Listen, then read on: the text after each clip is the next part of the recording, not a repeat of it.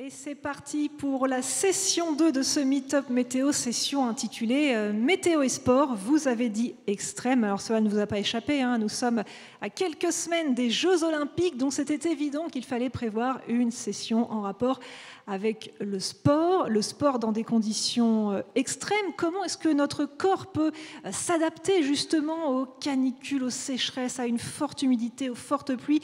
On va en parler justement, on va en parler avec des présentateurs météo qui sont aussi des sportifs, nous les avons choisis pour ça, et puis un aventurier. Et pour animer cette session, alors je suis désolée, Chloé Nabédian n'a pas pu être des nôtres, c'est Kevin Fleury qui nous rejoint. Kevin, tu peux monter sur scène, présentateur météo et climat pour BFM TV. Pour BFM TV et BFM Région, et Kevin va être accompagné de Sébastien Decaux, qui est météorologue à Météo Bretagne et Météo Concept. Également marathonien, Sébastien Decaux, hein, grand sportif. Et puis, quelqu'un que vous voyez tous les matins sur TF1, c'est Ange Noiret, météorologue et présentateur météo.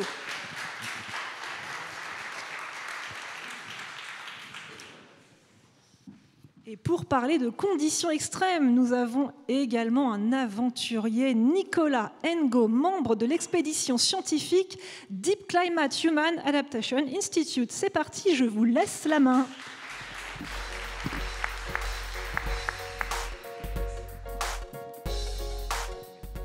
Bonjour à tous, à toutes celles et ceux que je n'ai pas croisés. Bonjour à toute l'équipe qui m'accompagne. Bonjour à tous. Voilà, on n'a pas fait de footing avant de venir, Ange, non? Non. Bon. Non, je me suis levé à 7h, grâce mat. Eh ben, parfait. Je suis en pleine forme. Bon, Petit écoutez, café. j'espère bien. Après les pompes de la semaine, on va parler en effet tout au long de cette session des conditions météo qui peuvent influer et qui influent déjà sur des épreuves sportives. Alors ces derniers mois, on a beaucoup parlé des précipitations excédentaires. Depuis 8 mois, parfois plus, dans certains territoires. Elles ont entraîné ces précipitations, parfois des annulations sportives. Là, c'est vrai qu'on va davantage se concentrer sur les températures, sur l'humidité.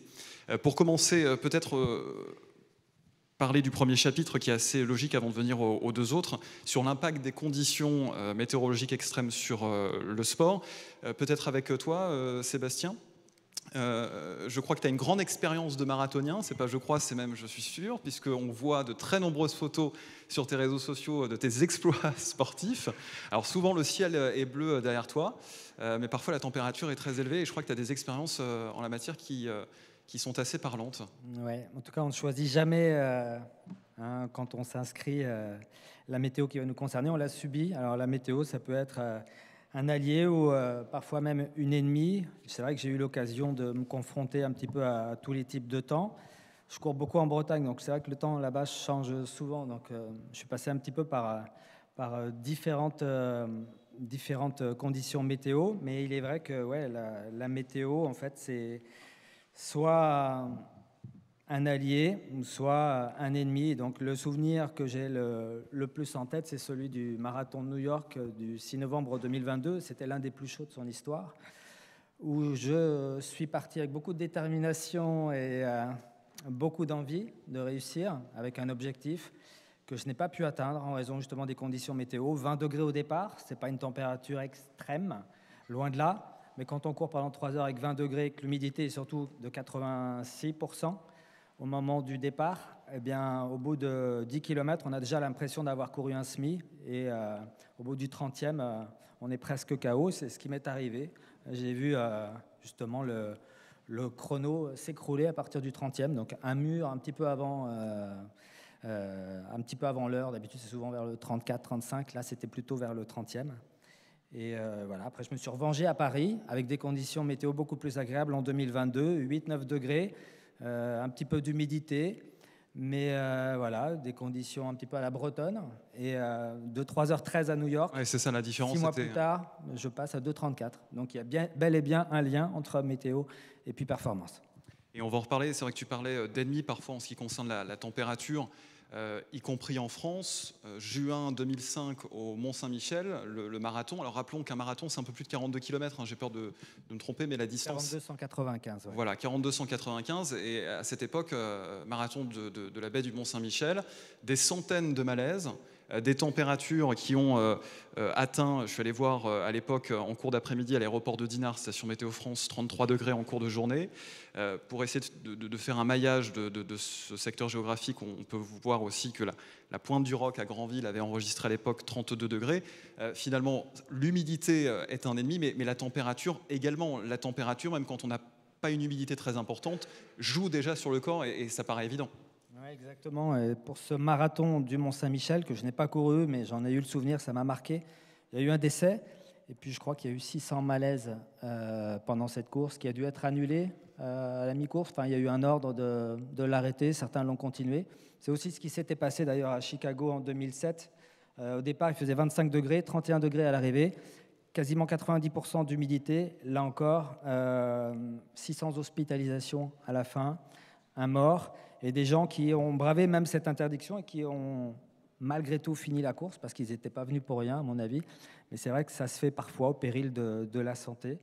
On risque donc surtout une hyperthermie, et puis parfois cette hyperthermie peut aboutir au malaise cardiaque.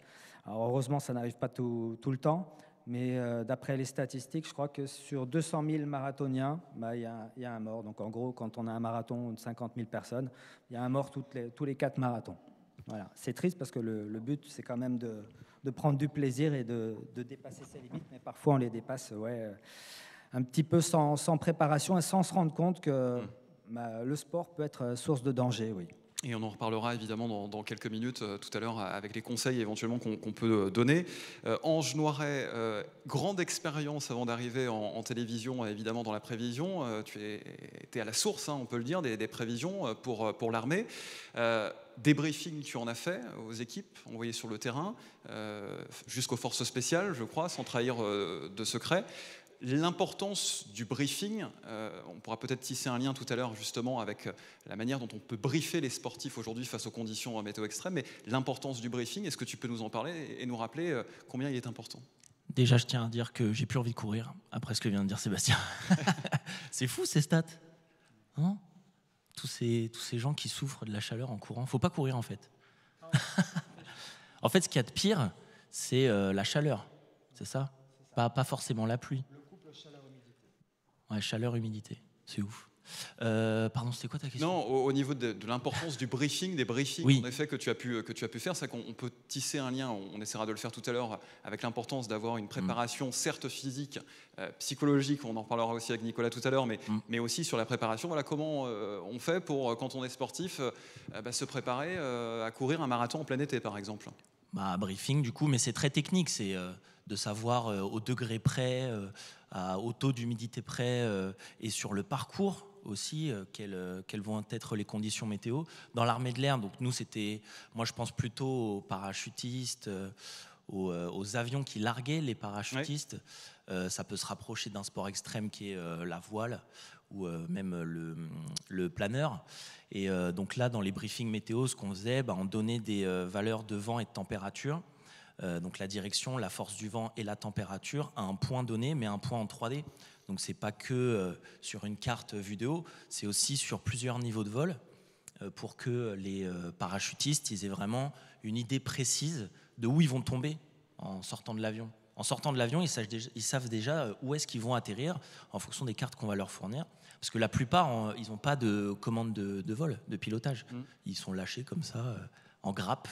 Et ensuite, ils sont emportés par le vent. Et donc, il y a vraiment une nécessité d'avoir des prévisions météo, des données météo hyper précises, hyper fiables. Et ça, vent, température, à des niveaux de vol donnés, on est vraiment très bon en prévision à court terme. Sur les 24-48 prochaines heures, on peut fournir vraiment des données météo très précises. Et puis le taux d'humidité aussi. Ça, c'est des données, vraiment, on sait les données de façon fiable.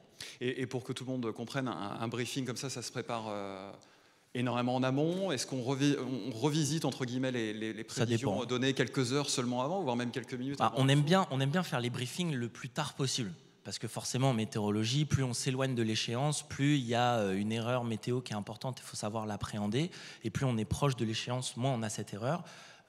Et donc on aime bien, voilà, quelques minutes avant, 1 heure avant peut-être, faire un briefing météo avec les données les plus précises possibles. Puis en plus, plus on se rapproche de l'échéance, plus on a un panel aussi de paramètres à donner.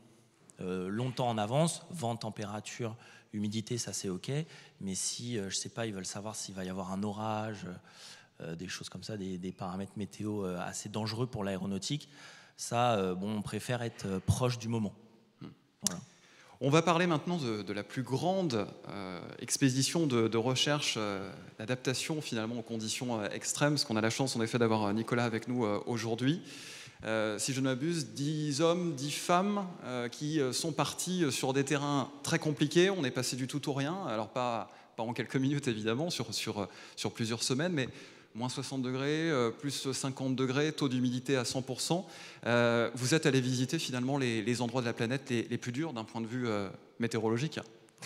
Oui, en effet, c'était donc une expédition qui s'appelle Deep Climate, qui a été montée par le Human Adaptation Institute et un explorateur franco-suisse qui s'appelle Christian Clot, qui est spécialiste de ces milieux extrêmes et qui les a déjà parcourus en solitaire. Et puis un jour, un peu dans une salle comme ça, il annonce qu'il va recruter 20 personnes, 10 femmes et 10 hommes, pour faire la même chose dans 4 des milieux les plus extrêmes de la planète. À l'époque, c'était 4. Finalement, c'est devenu 3 parce qu'il y a eu un certain nombre d'évolutions entre-temps. Il se trouve que parmi les 1500 personnes qui ont fait déposer une application, j'ai eu la chance d'être sélectionné. Et du coup, je me suis embarqué dans une aventure qui était un peu une aventure d'une vie. Je ne pensais pas qu'elle allait durer si longtemps, parce qu'au total, elle m'a occupé quand même 7 ans, cette affaire-là. 2 ans de sélection et 4 ans de préparation. Et il y a eu entre-temps la Covid, il y a eu également un certain nombre de reconfigurations géopolitiques qui ont donné lieu à des changements de destination. Mais au total, l'année dernière, on est parti effectivement dans 3 milieux. Le premier, c'était en Amazonie, donc en Guyane.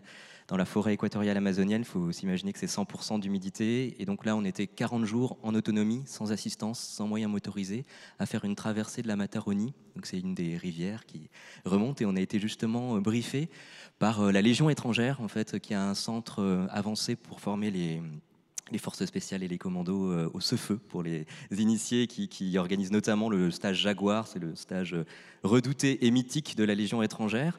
Et donc heureusement justement qu'on a eu ces briefings de soldats qui sont vraiment spécialisés de ces conditions extrêmes, notamment d'humidité absolue et surtout constante, parce qu'en fait on s'imagine ce que ça veut dire 100% d'humidité vaguement, mais 40 jours 100% d'humidité, ça je ne me l'imaginais pas, donc ça a eu vraiment des conséquences, notamment sur nos corps. Ensuite, on rentre un mois à Paris, pour ceux qui habitent à Paris en tout cas. On est scanné sous toutes les coutures par un certain nombre de scientifiques. Il y a une quarantaine de scientifiques qui scannaient nos corps, nos cerveaux, pour voir justement l'impact de ces climats extrêmes sur nos corps et nos émotions et notre psychologie. Et on repart un mois plus tard, donc cette fois-ci en Laponie septentrionale, donc tout au nord du cercle polaire arctique, où là il fait moins 35 degrés, on dort sur des lacs gelés, il y a des aurores boréales magnifiques, mais là aussi c'est 40 jours, un peu moins de 40 jours, en autonomie, en tirant une poulka et à ski, où effectivement la nuit, moins 35 degrés, même si on a des très bons duvets qui sont faits pour aller à l'Everest, etc., voilà, on les sent, ça pique un peu. Sachant que, en gros, dans votre congélateur, il fait moins 18. Donc, il faut imaginer que moins 18 versus moins 35, c'est pas du tout 2 fois moins froid comme ce qu'on pourrait s'imaginer, parce que la sensation de la température, elle n'est pas linéaire. En fait, ça veut dire que quand il fait moins 25, on a une sensation beaucoup plus froide que quand il fait moins 20 ou moins 18. Et puis, après cette aventure-là, on revient à Paris, on se refait scanner sous toutes les coutures par les scientifiques, et on repart, cette fois-ci, en Arabie Saoudite, dans le désert du Nefoud.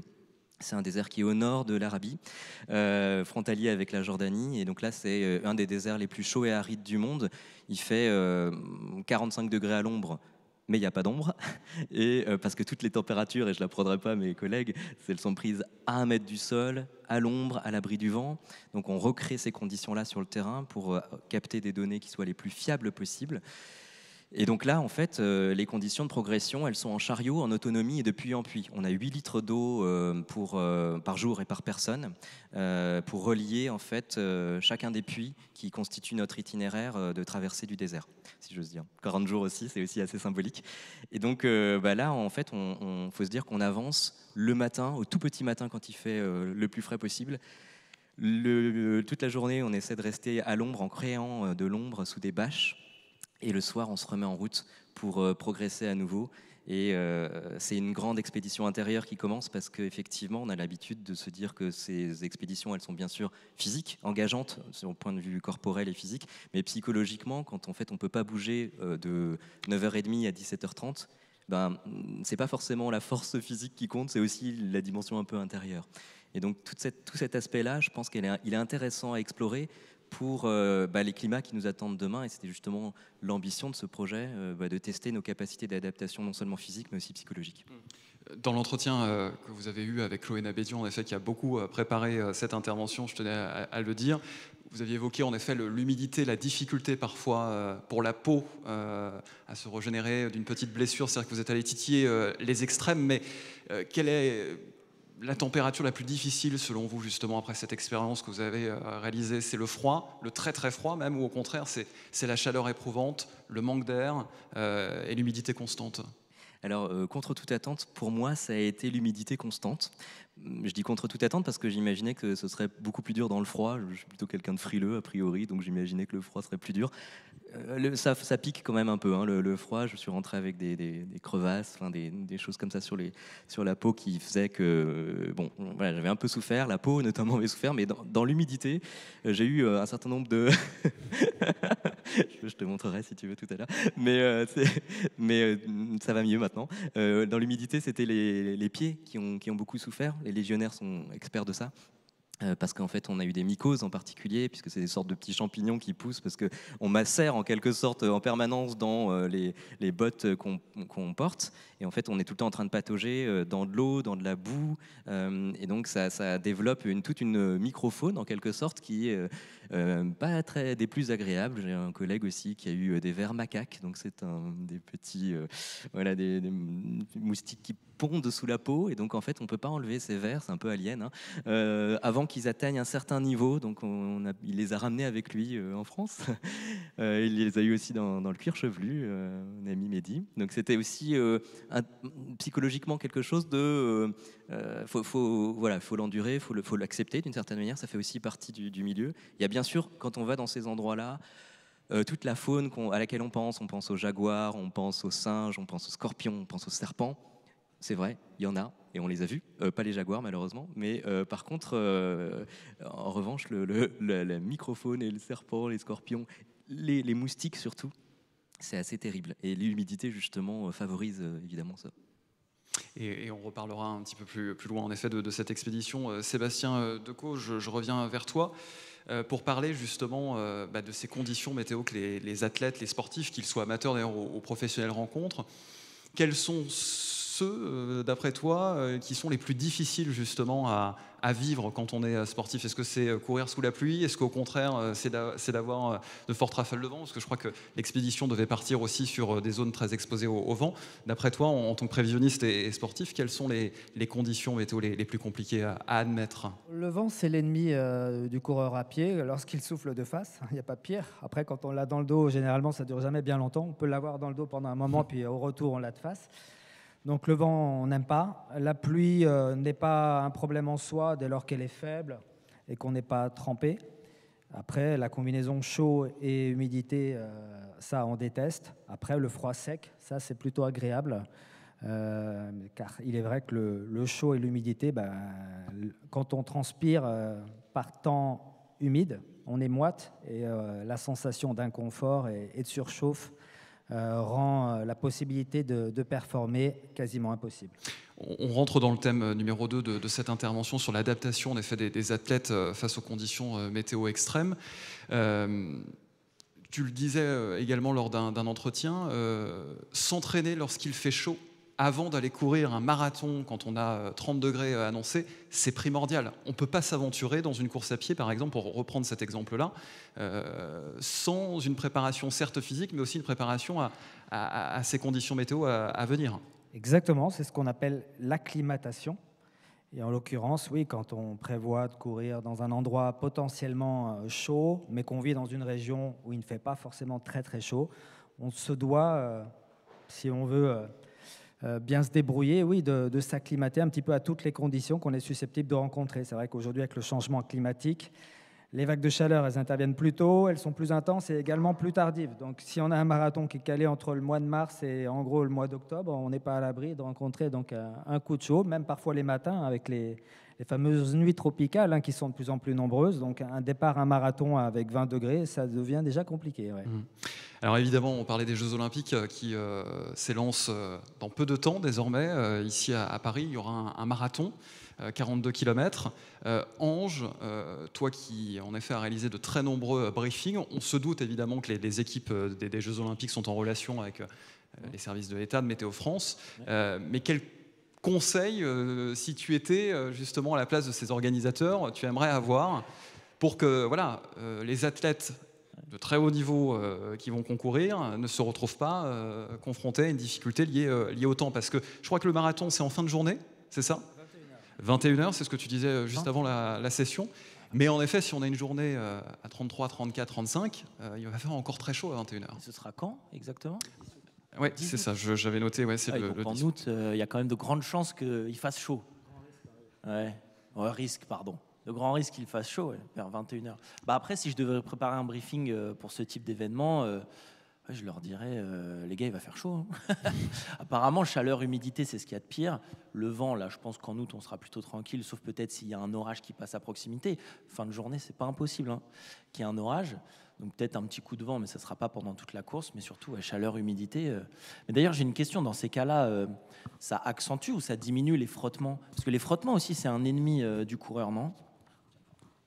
Les frottements liés au vent? Les frottements, non, sur les vêtements. Ah. Je pense entre les cuisses, les bras. J'ai pas eu trop l'occasion de courir avec beaucoup de vent. Tant mieux. Je parle des frottements de les frottements, les habits, les tenues. Les tenues. Les tenues sont bien entendu à choisir avec beaucoup d'importance. C'est vrai que on s'habille pas trop en général quand on court un marathon l'été. Tenue légère, respirable. Et puis les frottements, il existe des petites crèmes pour éventuellement les soulager. J'ai jamais eu ce problème-là en tout cas. Mais en tout cas, l'hiver, il est recommandé de mettre un peu plus de matière pour s'isoler du froid, éviter les engelures, donc les gants, le bonnet. Mais voilà, on évoquait donc le marathon pour tous et tu m'as donné le micro, mais je te redonne le micro, sachant que oui, il a lieu à 21h un soir et que tu l'as dit, dans les villes, en général en France, avec les îlots de chaleur urbains, il fait encore un petit peu plus chaud que dans les campagnes. Donc Paris Centre, intramuros, le 10 août au soir, non, je n'y serai pas. Mais je crois qu'en plus, il y a une version du marathon des JO qui est disponible aussi pour monsieur, madame, tout le monde, entre guillemets. Oui. Donc tout le monde pourra y participer. Et, si c'est à peu près à la même période. Donc il faut des bons briefings. Ça va être chaud. Ouais, regardez sur les briefings, tout ça. Moi, j'en ferai. Si vous voulez. Contactez-moi. Nicolas, justement, la dimension mentale, vous le disiez dans l'échange que vous avez eu avec Chloé, est très importante. Vous avez fait un marathon, je crois, pour préparer cette expédition. Enfin, en tout cas, vous l'avez préparé, vous l'avez couru. Oui, absolument. C'était en 2022, d'ailleurs, comme Sébastien. Et il y a la préparation donc, physique qui est essentielle, mais vous insistez sur le fait que la psychologie fait la différence sur le terrain au moment venu. Absolument. Effectivement, alors moi j'ai abordé cette épreuve du marathon qui est une épreuve mythique, une épreuve reine aussi de la course à pied, avec à la fois crainte et respect, parce que je crois que c'est une distance aussi olympique par excellence et qui nécessite d'être appréhendée avec cette dimension de respect. Du coup, j'ai fait une belle préparation en amont de minimum 12 semaines, c'est ce qu'on dit généralement, mais voilà, ça suppose aussi d'être coureur depuis plusieurs années. Donc il y a eu toute cette dimension de préparation physique physique et puis de préparation mentale, pour moi, ça s'inscrivait dans plusieurs années, je le disais tout à l'heure, de préparation pour partir en fait sur le terrain. Sachant que, bien sûr, ce qu'on rencontre généralement autour du 30e, 35e sur le marathon, c'est bien sûr une dimension de changement. Enfin, je ne vais pas rentrer dans les détails techniques, mais de consommation de l'énergie dans notre corps. Et ça crée une dimension physique qui est très douloureuse. Et l'impact psychologique à ce moment-là de la course est assez dramatique. Et du coup, je me suis dit, c'est intéressant d'aller chercher ça pour justement essayer de voir comment psychologiquement je réagis quand sur le terrain, en fait, je serais confronté nécessairement à ce genre de situation. Il faut en fait travailler en fait cette partie-là. Et curieusement, en fait, c'était pas trop une dimension qu'on nous a demandé de préparer, donc c'est plutôt une initiative personnelle que j'avais prise et que j'ai trouvée vraiment intéressante parce que ça relève aussi d'une forme de connaissance de soi. Et sur le terrain, en effet, moi, ça m'a donné une forme de confiance en fait, parce que j'avais eu l'impression d'avoir déjà fréquenté ces rivages un peu inconnus. Je me souviens aussi d'un week-end de préparation qu'on avait fait cette fois-ci en mode survie, où là, cette fois-ci, on avait des sacs de 30 kilos sur le dos et on était lâchés, si j'ose dire, dans la montagne. Et on avait un certain nombre de restrictions, donc pas de nourriture, pas de sommeil. Et on rentre dans des privations de sommeil. C'est très facile, en fait, de faire craquer quelqu'un, en fait, physiquement. On arrive très vite à bout de ses limites. Et en fait, c'est intéressant de voir qu'est-ce qui se passe à ce moment-là. En fait, on se rend compte... En fait, je me suis rendu compte qu'on est capable de déverrouiller un certain nombre de capacités mentales, et je pense que c'est ce que les athlètes de très haut niveau ont l'habitude de faire, quand on arrive vers ces rivages, en quelque sorte, un peu inconnus, qui nous font peur, nécessairement. Mais en fait, et j'aime bien cette citation de Jean-Louis Etienne que je cite souvent, qui dit on ne dépasse pas ses limites, on les découvre. C'est-à-dire qu'on n'est jamais vraiment complètement sûr de ce qu'on est capable de faire. Et sur le terrain, en effet, moi je me suis agréablement surpris. Il y a eu aussi des fois des moments de difficulté, évidemment, et je crois qu'on en a tous vécu. Il ne s'agit pas de se prendre pour des super-héros, pas du tout. Au contraire, je pense que la posture d'humilité est essentielle dans ce genre d'expérience.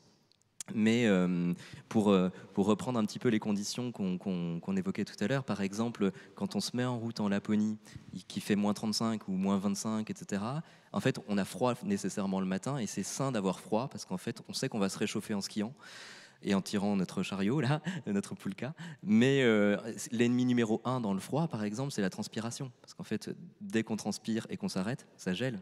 Et donc là, c'est fini parce qu'en fait, nos couches qui sont censées nous protéger justement du froid, en fait, deviennent nos propres ennemis puisqu'elles nous congèlent et nous consomment des calories.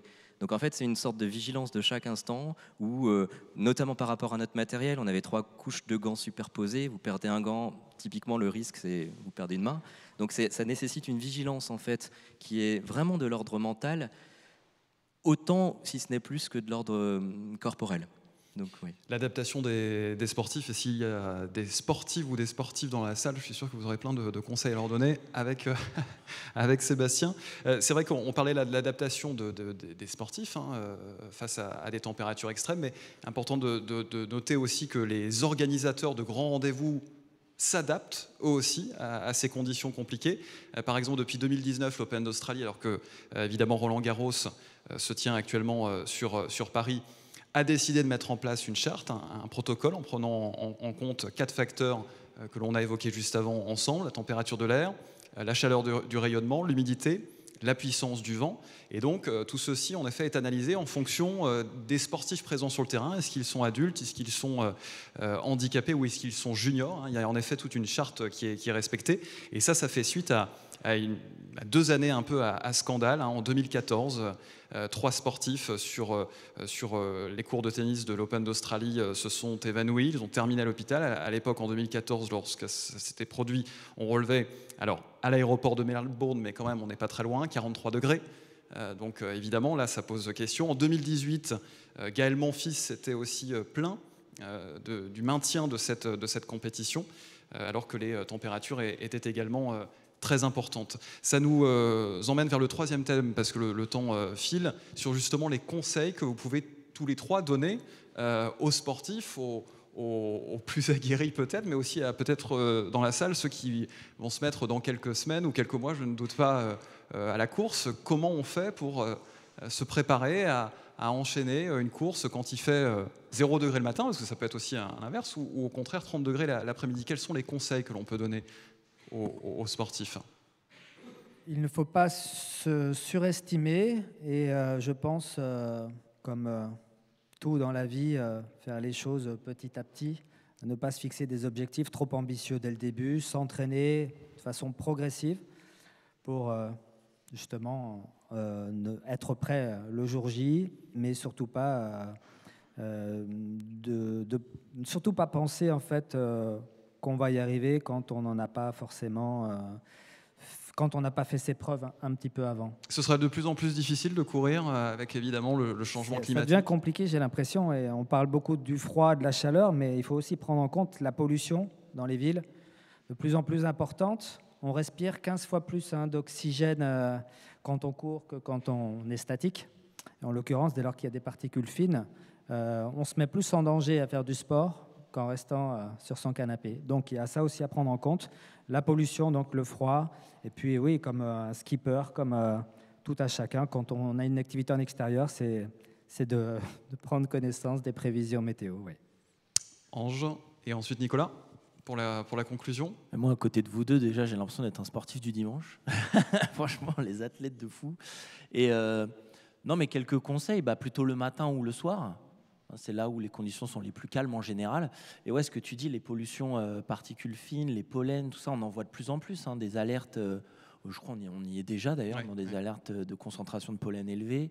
La pollution dans les grandes villes avec les îlots de chaleur urbains, etc., c'est l'enfer. Donc, ouais, le sport, on se pose la question, est-ce qu'on va pouvoir vraiment avoir une activité sportive régulière, parfois une activité sportive forte? Parce que si on fait une activité sportive modérée, on n'a pas forcément besoin d'avoir des conditions météo parfaites, mais si on prépare un marathon, par exemple, etc., il faut quand même que les conditions météo soient bonnes. Ouais, je sais pas, moi aussi je me pose la question. En tant que sportif du dimanche, en tout cas, le matin, c'est très bien. Voilà. Très rapidement, Nicolas. Oui, très rapidement, en 3 points, je dirais d'abord effectivement adapter son équipement, ça c'est essentiel quand il fait froid ou chaud, déterminant. Deuxième point, adapter ses horaires, le matin ou le soir, on l'a dit, et puis son hydratation, c'est essentiel aussi quand il fait chaud. Son hydratation hydrique, mais aussi les sels minéraux qu'on perd quand on fait un effort. Et puis troisième point, il y a cette dimension d'humilité que Sébastien évoquait et d'acceptation, c'est-à-dire qu'en fait, c'est évident qu'on ne va pas faire la même performance quand il fait 30 degrés sur un marathon que quand il fait des températures idéales de 8 degrés. Donc cette dimension d'acceptation, d'humilité et de connaissance de soi, elle est essentielle pour à la fois s'adapter, faire des performances et bien vivre finalement son activité sportive, parce que je crois que c'est ça l'essentiel, se faire plaisir en pratiquant et en s'épanouissant.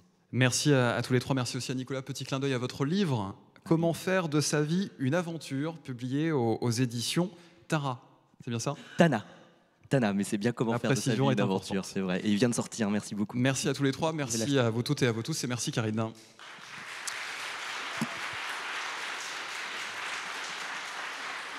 On va passer en effet aux questions. Si vous avez des questions pour les trois invités, n'hésitez pas. Vous êtes évidemment les bienvenus au micro qui se trouve un peu plus loin dans la salle. Après, vous pouvez aussi les retrouver évidemment juste après si vous souhaitez échanger avec eux.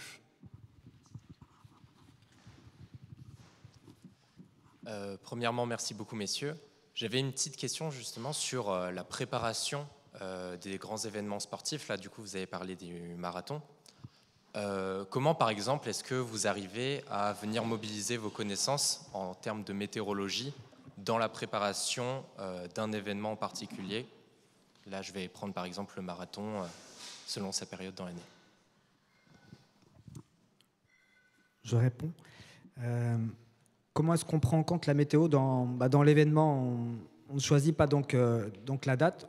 Moi, je suis souvent en amont les modèles pour savoir à quoi je vais me confronter, mais ça présuppose en fait, oui, qu'on regarde la météo surtout pour ne pas se retrouver si on décide de faire une sortie de 30 km au milieu du chemin avec un orage ou des pluies fortes ou des rafales. Donc voilà, moi je consulte pour ça, mais c'est vrai que je choisis aussi la période Matin, quand je peux, c'est pas tous les jours possible, mais en tout cas le week-end, c'est plutôt le matin que le soir. Et puis, si possible, ouais, aux heures les moins chaudes, au moment où je serai le moins dérangé aussi par la circulation automobile. On prend en compte plein de paramètres, mais c'est vrai qu'il faut faire des choix. Et après, sur les courses, le marathon de New York, je savais, parce qu'il était programmé depuis très longtemps, à quoi j'allais m'exposer. On reçoit aussi des messages parfois des organisateurs. On avait eu des messages d'alerte la veille de la course qui nous disaient attention, hydratez-vous bien, demain c'est 90 d'humidité, c'est 20 à 25 degrés sur le parcours. Donc les risques sont évoqués, mais après on les connaît et on doit s'adapter. C'est vrai qu'on ne peut pas performer si les conditions météo ne sont pas dans le sens qu'on souhaite. Pour ce qui est d'un marathon, j'ai regardé que la température idéale, c'était 5 à 10 degrés d'après les études. Au-delà de 10 degrés, un athlète amateur va perdre à peu près 3 secondes au kilomètre. Donc on sait très bien que si on a des conditions qui ne sont pas idéales, on ne pourra pas espérer battre son record. Et après, dans ce cas-là, on n'y va pas avec les mêmes certitudes. Mais voilà, après, c'est toujours agréable, même si on sait qu'on ne va pas battre son record personnel. Le but, c'est aussi de se faire plaisir. Et ça va être un petit peu ça, je pense aussi, l'objectif du marathon pour tous qui a lieu à Paris là, au mois d'août. Un soir à 21h, il fera peut-être chaud. Et donc le but, c'est de profiter de Paris, de ses monuments et des festivités liées au JO. Voilà. Merci beaucoup.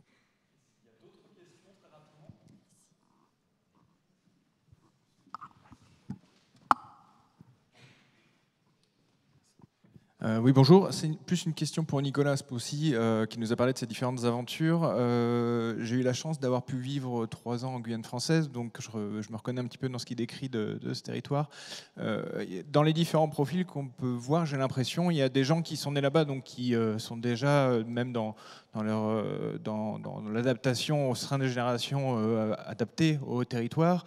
On a des gens comme moi qui viennent, qui s'acclimatent sur une longue durée et qui du coup arrivent à vivre normalement sur la période. Et il y a des gens comme Nicolas qui y vont sur le court terme.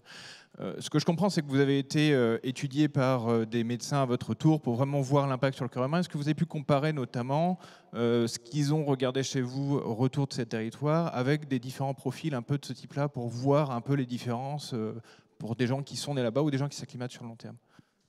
Ouais, c'est une question super pertinente parce qu'effectivement, quand on regarde par exemple le peuple des Samis, qui sont des peuples nomades qui élèvent des rennes en Laponie, ils sont habitués aux températures qu'on nous caractérise comme extrêmes. Eux, c'est leur quotidien. En revanche, vous prenez ces mêmes personnes, vous les mettez dans le métro parisien à l'heure de pointe, c'est ça leur environnement extrême à eux. Donc effectivement, on est adapté à l'environnement dans lequel on vit. Clairement, moi, j'avais jamais vécu en Guyane, malheureusement, je n'avais pas eu cette chance-là, ni dans aucun des 3 milieux qu'on a pu traverser. Et donc, c'était de ce point de vue-là des conditions très challengeantes, quoi. En fait, les études, pour répondre précisément à votre question, portaient vraiment sur des gens qui vivent un peu dans des environnements normaux, si j'ose dire, citadins ou bien plus à la campagne, etc. On était une équipe essentiellement composée de Français et de Françaises. Il y avait aussi quelques personnalités étrangères, mais francophones, c'était la langue de l'expédition. Mais globalement, l'idée, c'était de savoir justement comment des gens qui vivent dans les conditions un peu habituelles, classiques, peuvent réagir face à des chocs de ce type-là. Et effectivement, entre par exemple le désert du Néfoud et la Laponie, il y a eu 80 degrés d'écart à un mois d'écart, quoi. Donc c'est vrai que moi j'ai eu l'impression de prendre des chocs thermiques à répétition au long des 9 mois qui ont constitué cette expédition. Et donc, alors les résultats sont en cours d'analyse par l'équipe des scientifiques, parce qu'il y en a de nombreuses.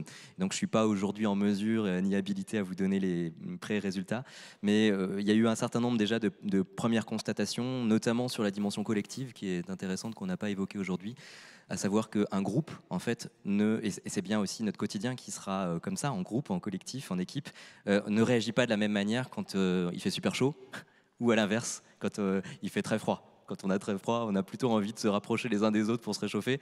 À l'inverse, c'est des banalités, mais je l'ai vécu. Du coup, j'ai l'impression d'avoir la possibilité de témoigner ça. Quand on a plutôt envie d'avoir son intimité, si j'ose dire, et puis d'être un peu à l'écart et d'avoir un peu d'air. Mais ça joue aussi sur la dimension irritabilité possible. Donc tout ça, c'était des choses intéressantes à confirmer et à voir dans la suite pour les résultats. Merci beaucoup Nicolas, merci encore à vous pour vos questions. Je redonne la parole à Karine et Sébastien me disait un petit mot de conclusion à l'instant. Vive le sport, c'est bien ça? Ouais, vive le sport, comme dirait Gérard Rolls. Merci à vous.